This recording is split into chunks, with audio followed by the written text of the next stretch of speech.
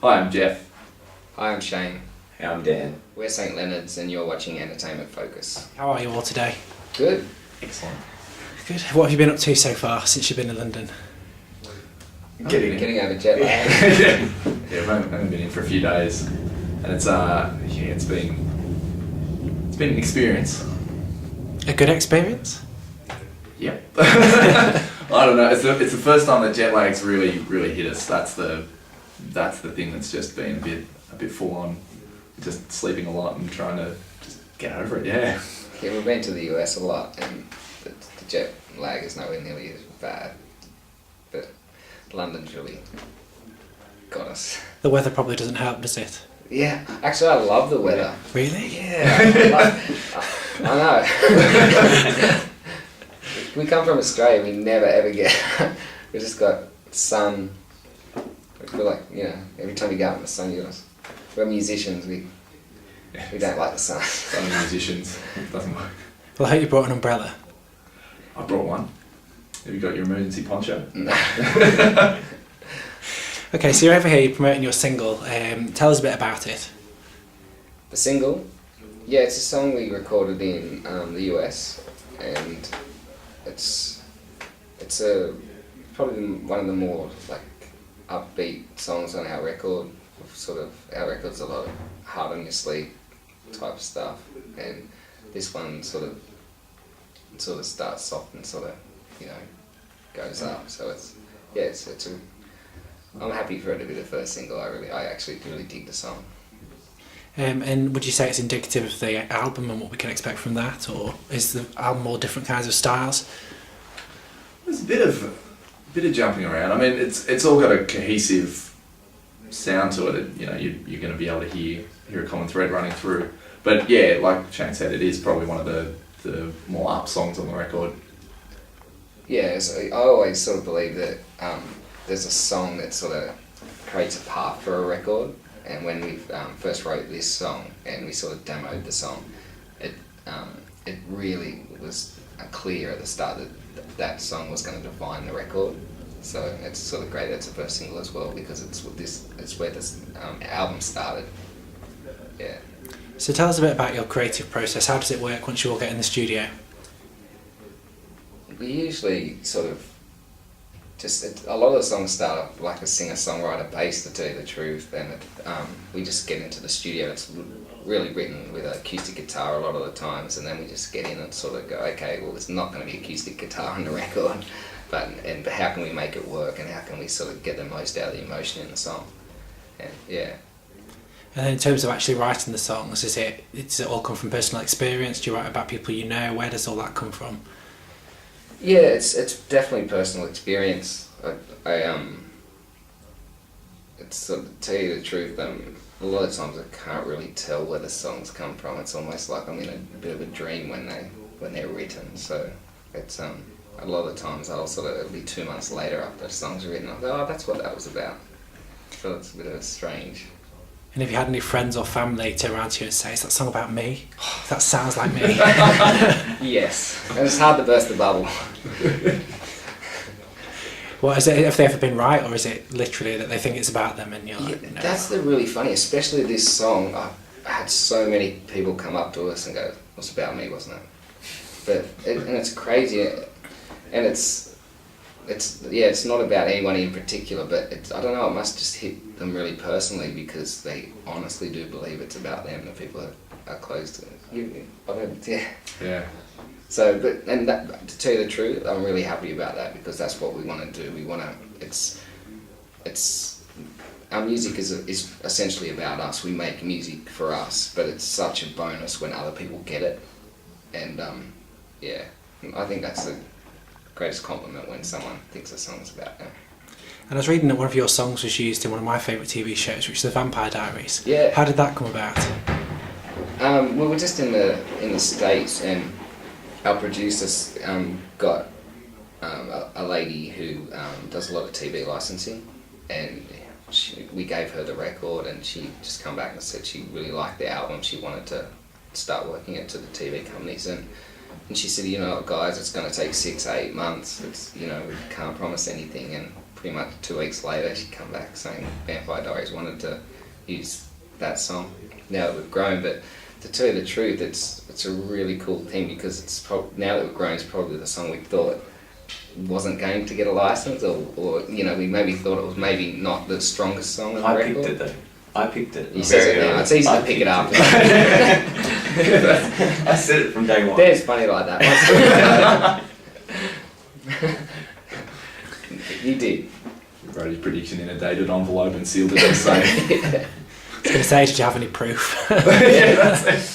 It was really cool. It opened us up to a lot of different fans, and it was really, really cool thing for us.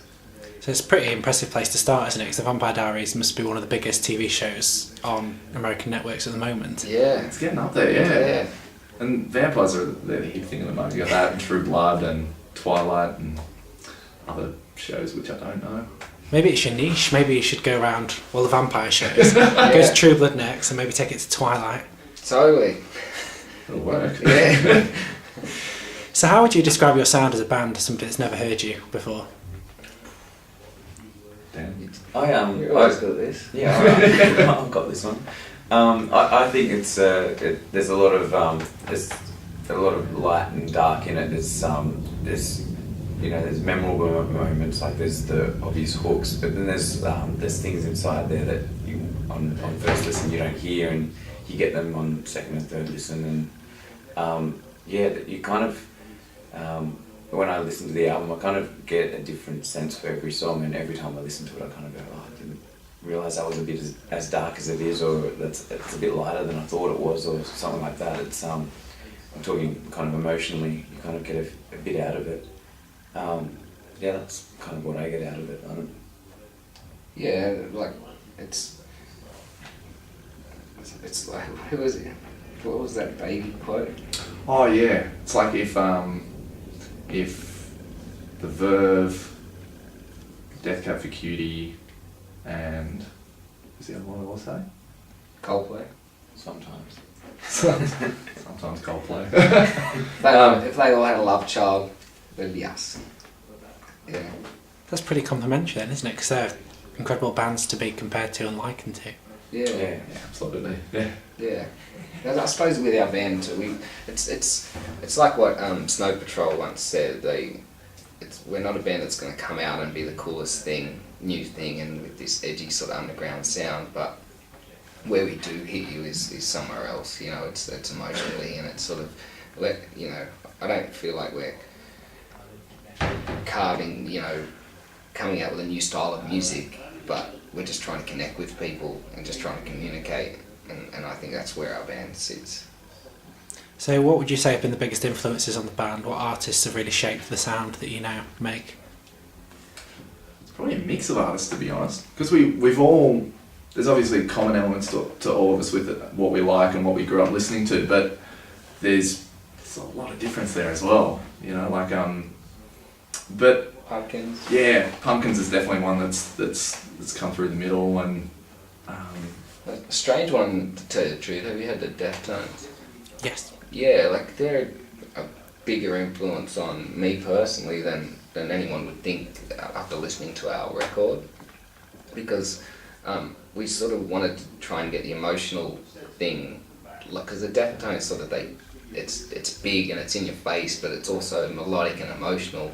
But we sort of wanted to do all the same things, but just not have the screaming guitars, So they've been a big influence, and then me personally, even bands like the Eagles and Bruce Springsteen and Regina Spektor, like just anything that's it's got integrity. Yeah. So when can we expect to see you playing live? When can we see you? We're actually not playing in London. The next time we play in London will be in February, but we've got some shows up in Scotland in the next couple of weeks.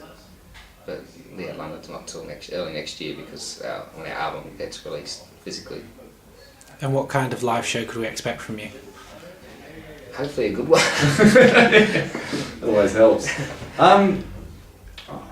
Is it lots of energy? Is it quite stripped back? Is it a mixture of both? It's hard to. It's a mixture of both. Yeah, it's a hard thing to say without sounding like a bit of a bit of an idiot. Saying, you know, it'll take you up and it'll bring you down. There's plenty of fireworks and. I tell you what, if when you listen to the album, I think the live shows, the big parts of the live show, or big parts of the album are actually bigger in the live show, and like I'm talking with dynamics and stuff like that. Like when we hit our loudest point on the album live, it is louder, and when we hit the soft point on the album, it is actually really withdrawn. So it's kind of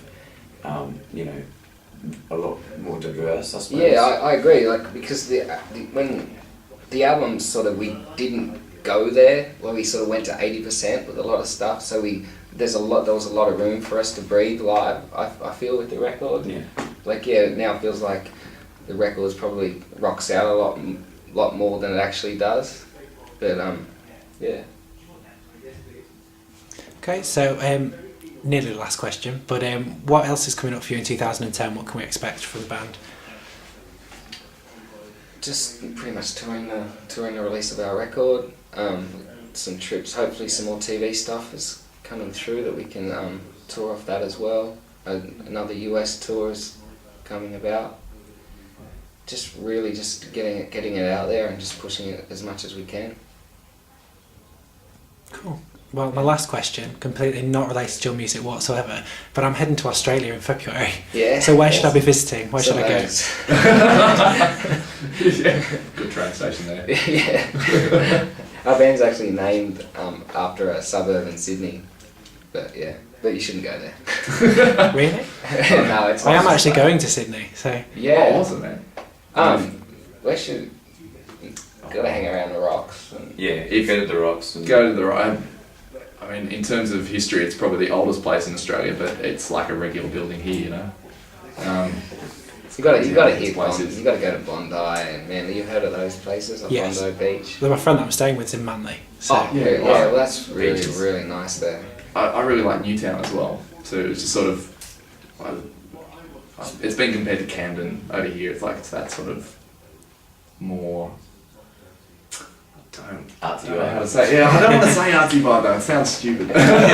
Jeff, it's the Jeff. It's the Jeff. The Duconis effect. And I've been told to avoid Canberra, is that right? Yeah. Yeah, there's not much happening there. Not much going on. They've got a war memorial. You've got to go to Melbourne though. Yeah, I'll be going to Melbourne as well. Melbourne is really nice, really good vibe down there. Yeah, Melbourne's awesome. it's definitely for music and the arts and everything like that. Melbourne is definitely the place to go. In saying that, I love Sydney. Sitting right on that fence, aren't you? Yeah. Just in case someone back home sees this, get the rocks right as we get home. Yeah, that's it.